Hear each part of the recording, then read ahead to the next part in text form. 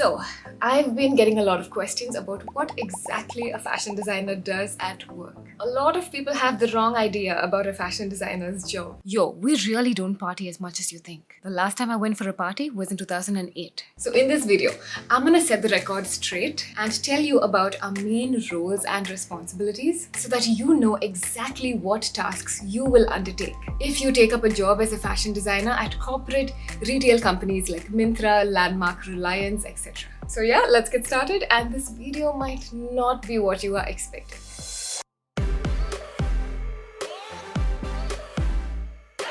Let's say that today is the 1st of July, 2023. And as a designer, that means that it is time to start planning for Spring-Summer 2024, which will run from Jan to June 2024. But why are we planning already, right? Because design teams at corporate companies start preparing for the upcoming season roughly 6 months in advance. So in the next 6 months, starting today from the 1st of July right up to the 31st of December, we designers will be working hard on completing the following 8 major tasks, exactly in this order. First, research trends. Second, create concepts. Third, present and get those concepts approved. Fourth, create designs. Fifth, present and get those designs approved. Sixth, make tech packs. Seventh, send those tech packs out to suppliers or upload it onto PLM. And finally, 8th, fit sessions. You can say that as designers, these 8 tasks are our main responsibilities and form the bulk of what we do. Now let's go through each task in detail. Task number 1, we research upcoming trends so that we can put together our concept. But what exactly is a concept now? The concept, simply put, is the theme of our upcoming range. Now, research trends sounds simple, but it is a task which takes days and sometimes weeks to complete. We go in depth into the different kinds of consumer and market trends. We look at insight on the different happenings across the globe. We run through the news and the headlines, looking at science, tech, economics, politics, and so much more. This stage is incredibly important because a company needs to stay up to date and adapt with what is happening in the world. Let me give you a simple example. At the start of the pandemic, Company X, which sold high-fashion Western women's wear, found that a few offices were shifting to working from home, and they were hearing that many more had plans to follow suit. So in their upcoming season, they quickly introduced a capsule collection selling fashionable loungewear items in soft, comfy fabrics like wool blends and velour and terry, while reducing the percentage of their staple high-fashion Western wear merchandise. And when the next season came, they launched this collection just in time to meet the rising demand from 60% of the country's workforce, who by then were completely working from home and were in desperate need of fashionable loungewear, giving Company X an edge over other brands because they really did their research well. So doing research as a designer in companies is a huge deal, guys. When we say research trends, we never mean just looking at the types of jeans that people are wearing today. Should we do skinny or should we do bootlegged? It is much, much more than that. Designers are actually constantly encouraged to check trend forecasting web pages, check competitor websites and stores to see what they are up to, look for changes or updates in target customer behavioral patterns, etc. so that when we come to this trend research stage, we are ready with ideas of adaptation and can enable our brand to stay up to date with what is happening in the world. Next, task 2 after trend research is to create the concept. Now, the Spring-Summer 2024 concept is an elaborate document, approximately consisting of about 5 to 20 pages, maybe even more, where you list in detail exactly what trend you are taking inspiration from through the research you just conducted. And more importantly, you break down how you are going to translate that inspiration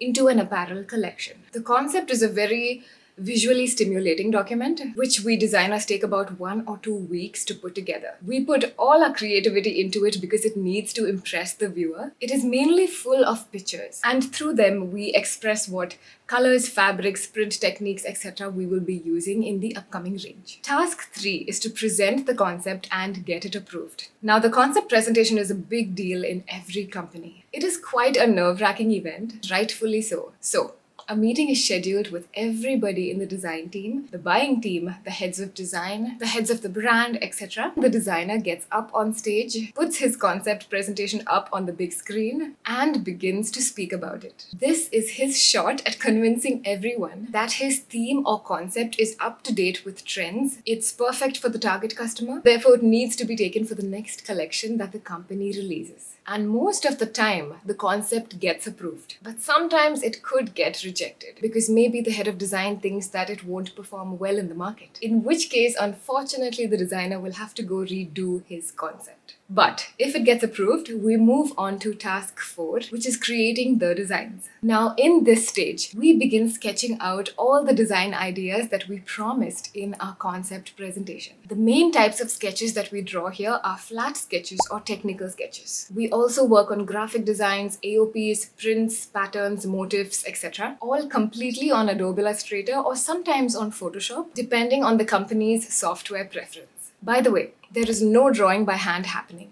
We do not use physical sketchbooks, no use of color pencils, paint, etc. All design is done 100% digitally. And we finally end up with our range board, which shows flat sketches of t-shirts, shorts, skirts, jackets, etc. Regarding how many designs we create and put into the range board, honestly, different companies have different quantities. Some of the bigger companies will require us to create about 100 to 150 designs in about 2 to 3 weeks. Now, task number 5 is where we present our final designs to the buying team. Once again, a meeting is scheduled with the design team, the buying team, the sourcing team, the merchandisers, etc. And the designer gets up on stage and presents. Again, this is our chance to show everybody our designs and convince them that they will do well in the market. The final say is with the buyers. Unfortunately, it is very rarely that the buyers will approve every single design that you create. They normally will reject designs here and there because they think it won't do well in the market. Or they will tell you sometimes to revise your design to make it look better. So there is usually 1 or 2 weeks after the design presentation where designers are just working on redesigning their collection and representing it to the buyers until every design is fully thoroughly approved. Now, task 6 is to begin with tech packs. Now, a tech pack is a detailed document created for each design option in your range. It is made for the vendor and it is a guide telling him exactly how to create your garment. In this document, you need to specify these details because a full garment is going to be created based on what you write in your tech pack. I have a video up on how exactly a tech pack needs to be made. I will link it above so you guys can go check it out. But only check out the first 4 pages because that is mostly what you will be working on. On average, designers usually make about 20 to 30 tech packs in a day. Task 7 is to send out these tech packs to vendors. This is a step done by the designer, but sometimes other teams like the buyers or the sourcing team also takes this up. We also will be required to upload all these tech packs onto a centralized company software like PLM, and this entire uploading process takes about 2 to 4 days. And finally, task number 8 is one of the most important steps that we could undertake as a designer, the fit sessions. Now, once your tech pack has been sent out, based on it, in under a month's time, the vendor will create the first sample, also known as the proto sample, and this sample will be sent to the designer to check the fit. It is our duty in this stage to make sure that the garment looks good on a body form or on a live model.